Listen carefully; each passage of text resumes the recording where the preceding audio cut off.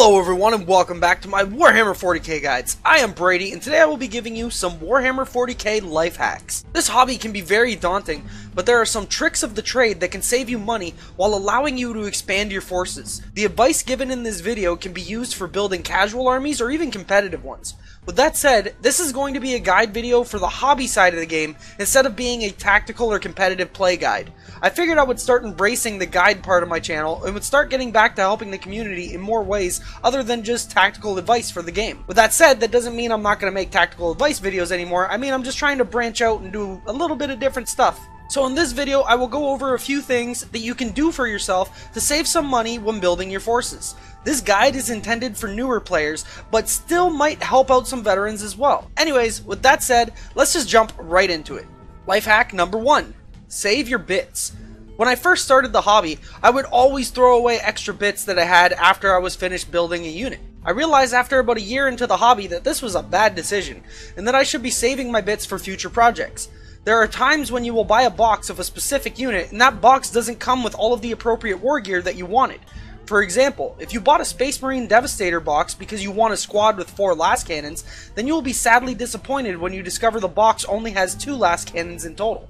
Meaning you'd have to buy a second box of Devastators, which will give you extra Marines that you don't really need just so you can have those bits. Hypothetically speaking, if you had saved las cannon bits from the 3 boxes of Tactical Marines that you might have purchased, then you'd have 3 leftover las cannons to use on the new models, 1 from each box. Unless of course you use the las cannons on the Tactical Marines themselves.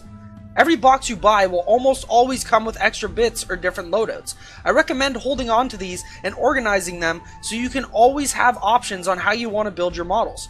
This also gives you bits to use as decoration on your bases. For example, you could take leftover Space Marine helmet and cut it in a certain way to lay it on your base to make it look like an old helmet from a battle long ago. You could even get more grimdark with it and put the helmet on a spike as a decoration if you're playing Chaos or something like that. There are limitless possibilities for your bits, so keep all of them. Life hack number 2. Converted models. I have recently become aware that a lot of new players don't know about conversions, or at least inexpensive conversions. A lot of my own armies are conversions because they save a lot of money. For example, I have 3 Dark Eldar Archons that I made from 1 box of Kabalites.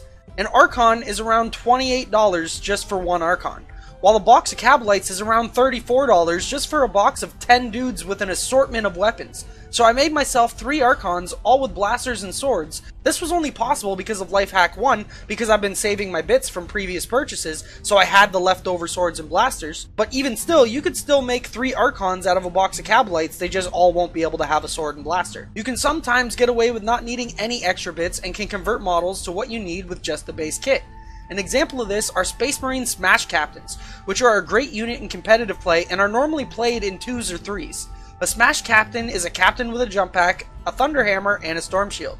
If you look on the Games Workshop website, they don't even offer a captain model with this loadout.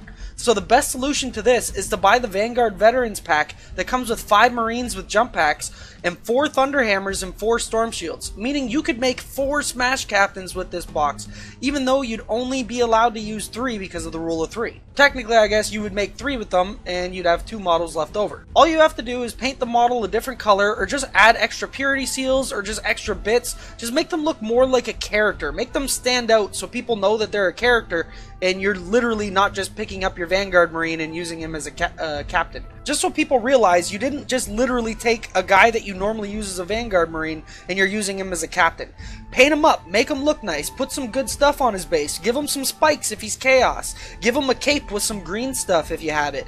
Do little things like that to ensure that he's a captain and that you're not just using a random model as a captain and that you actually made that model as your captain. This part is optional though, because as long as you have the appropriate war gear, then you are good to go. But some of the people in your community don't appreciate using normal models as characters, which is what I just mentioned, so I would go the extra step to make them look at least like characters and to stand out a bit more. Getting back to the Smash Captains with the Veteran box, you can make 3 Smash Captains for around $55, and you'd still have 2 models left over that you could either use as regular Space Marines, regular Captains, regular Vanguards, that you could use them as Lieutenants, or even Librarians if you have the right bits to give them like a staff and stuff.